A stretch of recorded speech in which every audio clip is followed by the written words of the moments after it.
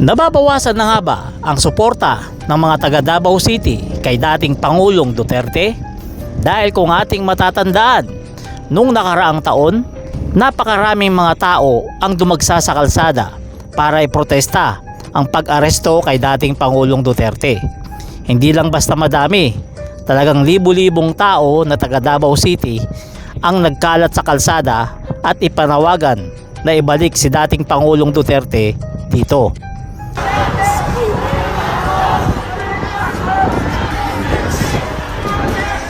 Subalit nakakapagtaka lamang ngayon. Ngayong unang taon ni dating Pangulong Duterte na nakakulong, kokonti lamang ang nagpunta sa prayer rally at sa rally sa kalsada doon sa Davao City.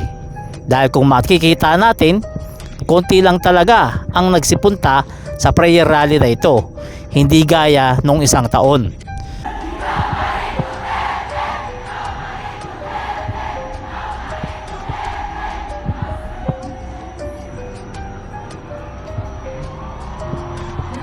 At kung titingnan ninyo, halos hindi mapuno ng tao ang kalsada sa Davao City sa ginanap na prayer rally na dinaluhan ni VP Inday Sara.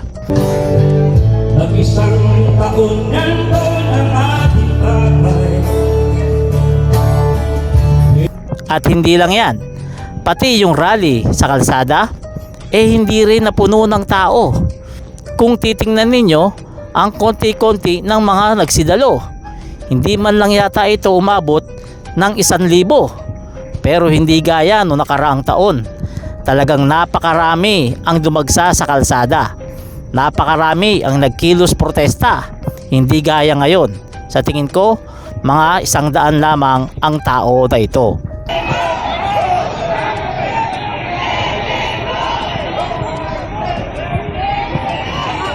Kaya nagtatanong ang ating mga kababayan, ano nga ba ang nangyari? Bakit konti na lamang yata ang sumusuporta kay dating Pangulong Duterte sa mismong kanyang baluarte? Bakit konti na lamang ang nagpakita ng malasakit kay dating Pangulong Duterte sa kanyang ika-1 taon sa kulungan?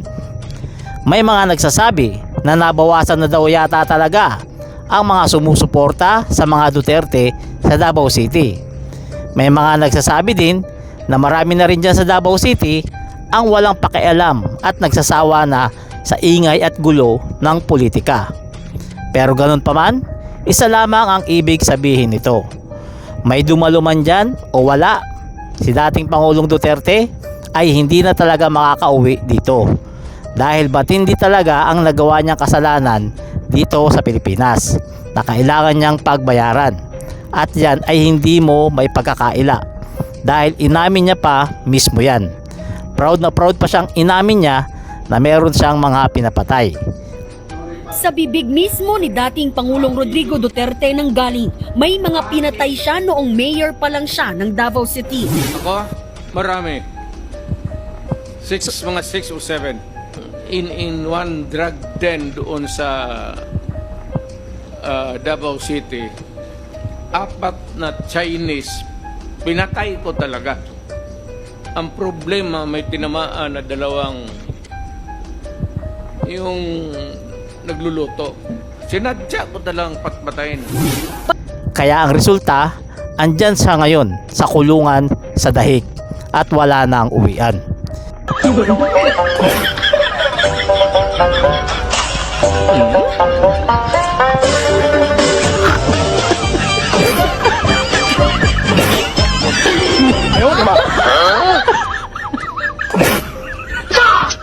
Kayo mga kapalerista, anong sa tingin nyo? Bakit konti na lamang yata talaga ang sumusuporta sa mga Duterte sa Davao City? I-comment nyo na lang yung reaction para ating pag-usapan. Salamat.